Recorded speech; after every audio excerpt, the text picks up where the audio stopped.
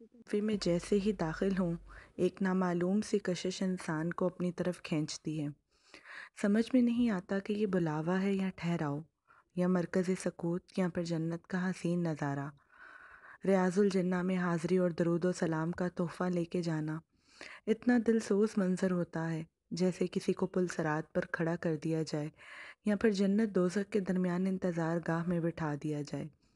इंसान सोचता ही रहता है कि मेरी बारी कब आएगी आखिर। इंतज़ार भी लज्जत देता है अगर वो महबूब की दीद के लिए पलकें बिछा के किया जाए। सारे ज़माने की थकन, गर्द, आलूदगी और गदला मैला सा दिल लेकर उसे आबे ज़मज़म से धोने के बाद भी रूह मुअत्तर सिर्फ़ और सिर्फ़ कूचा महबूब में बस आंसू बहाने से ही होती है। जैसे ही इजाज़तनामा मिलता है हाज़िरी का, उसी वक्त पूरा वजूद जिस्म रूह के साथ अकीदत से सजदा रेज़ हो जाता है।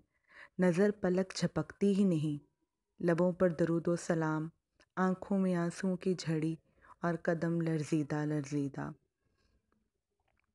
जैसे ही सहने नबवी में कदम रखो, नामहसूस अंदाज में पैरों तले सहरा की मिट्टी का इश्क नबी में तड़पना, मचलना और जलना महसूस होने लगता है।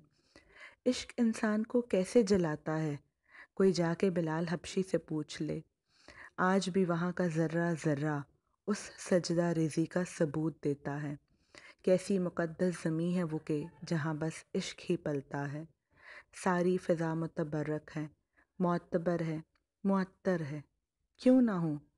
जन्नत वाले मालिक ने अपने महबूब की उम्मत के लिए दुनिया में जन्नत का टुकड़ा भेजा है, सिर्फ़ और सिर्फ़ ये बताने के लिए कि जहाँ महबूब हो वहीं जन्नत है बस। जन्नत वाले ने अपने महबूब को जो तोहफ़ा दिया वो है रियाजुल जन्ना, जन्नत का टुकड़ा।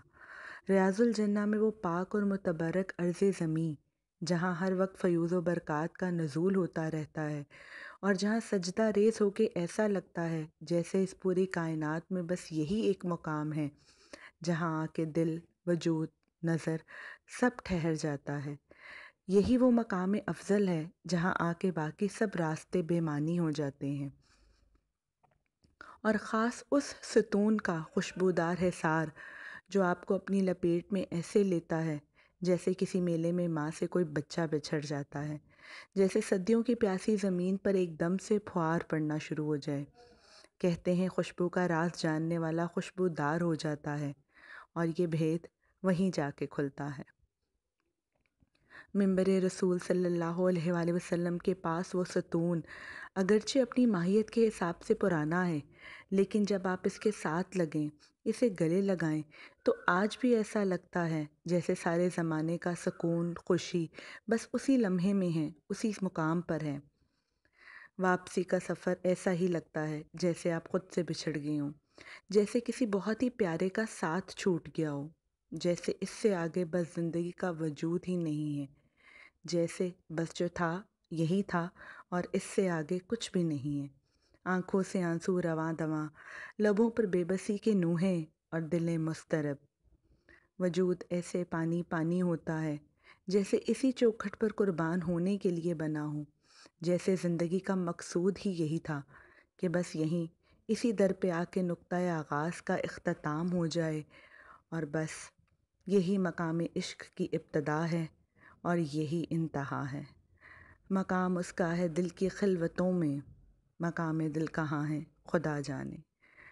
अस्सलातु वस्सलामु अलैका या रसूल अल्लाह, अस्सलातु वस्सलामु अलैका या हबीब अल्लाह।